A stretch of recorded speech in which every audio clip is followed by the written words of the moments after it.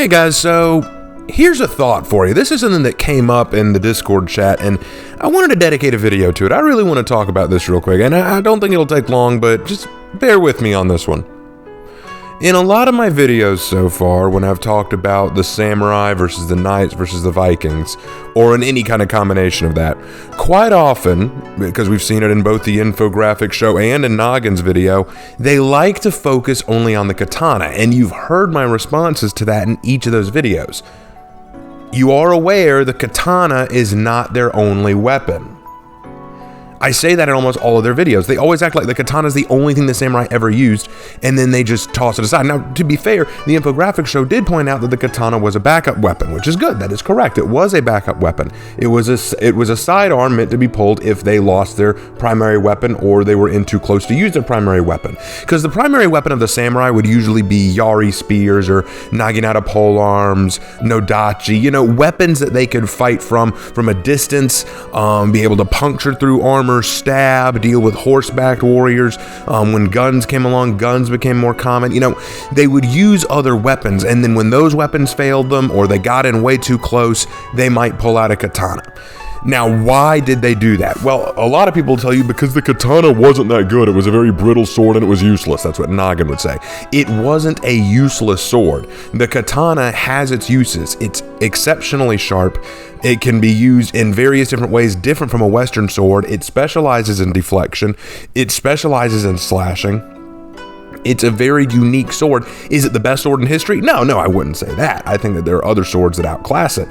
But to dismiss the katana entirely, I think is wrong. At the same time, though, if we treat the katana as this sword that is just the only thing the samurai ever used, then we're also wrong. So saying that it's perfect is wrong. Saying that it's useless is wrong.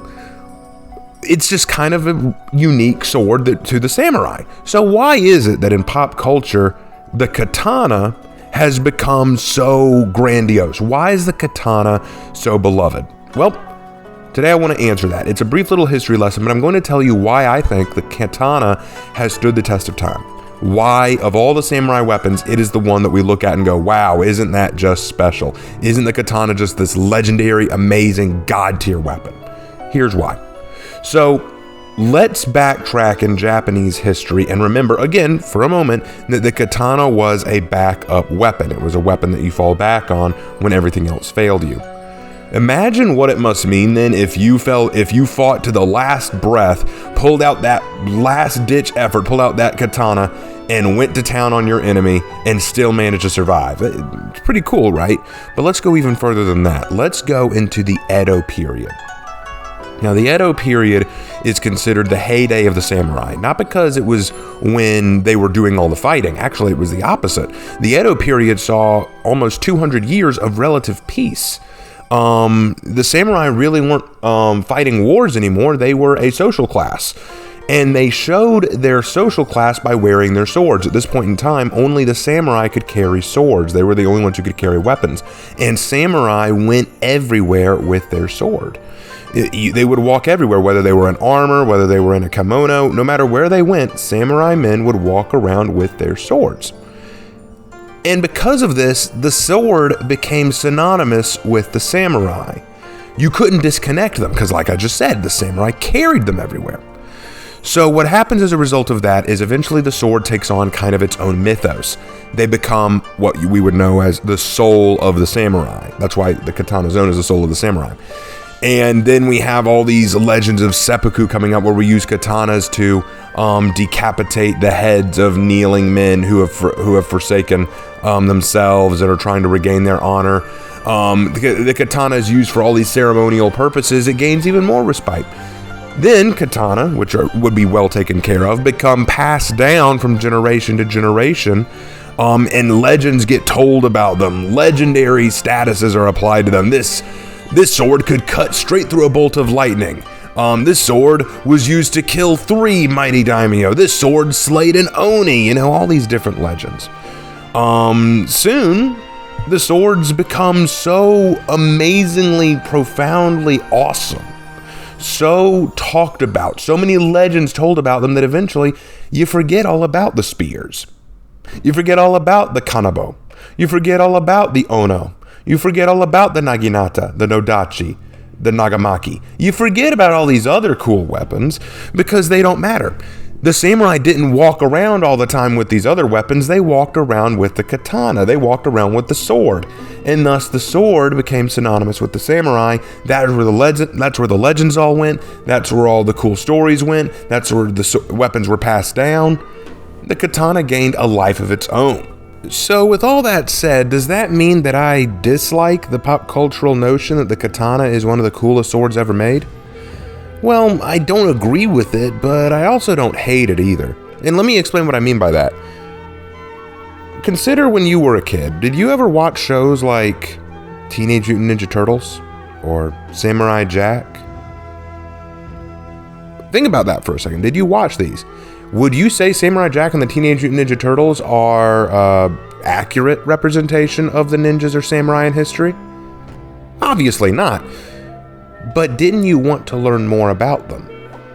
When I was a kid, watching Samurai Jack and the Teenage Mutant Ninja Turtles made me want to learn more about the samurai. Sure, Samurai Jack does things no samurai could ever do. The Teenage Mutant Ninja Turtles, from a historical context, are not even close to identical with what real ninjas were like.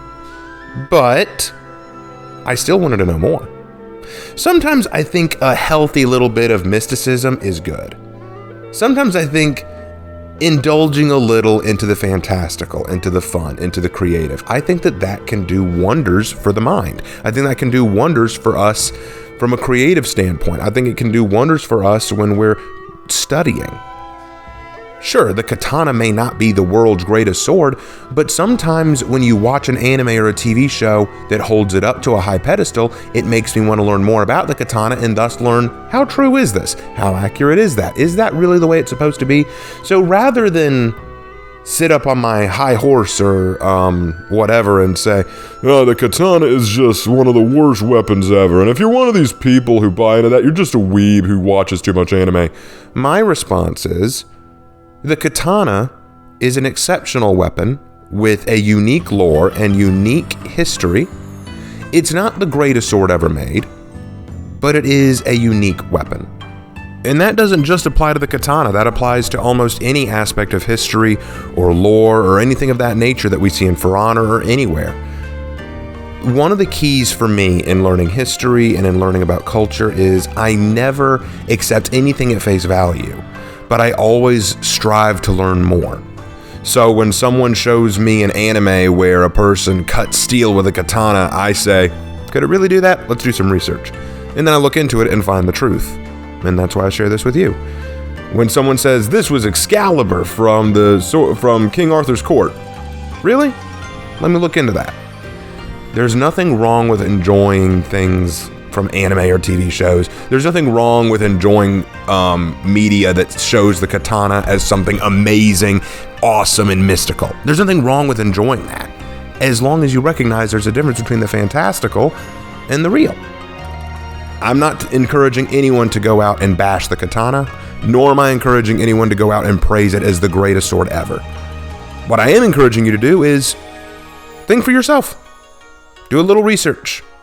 Draw your own conclusions. If you think the katana is the greatest sword ever made, why? What's your reasoning? I'd love to hear it. It's your opinion. Share it. I'd love your answer to that. I know some people who say, yeah, I know the katana can't do all the great things that the longsword can do or anything like that, but I still think it's one of the greatest swords, and they have very unique reasons. Some say it's because of the cultural significance. Some say it's because of how well they're maintained. Some say it's because, whatever their case, people have their own reasons for liking things. So, think for yourself. Draw your own conclusions. Don't take what I say, or Shadversity, or Metatron, or Gnoggin, or MatPat. Don't take any of what we say and assume, oh, well, it's gospel. Be a scholar. As I used to tell my students when I taught them, we're more than just people. We're scholars. And because we are, that means that we have the duty to look deeper than what's at surface value. Thank you guys for watching today. I hope y'all enjoyed, and I'll see you in the next video. Take care.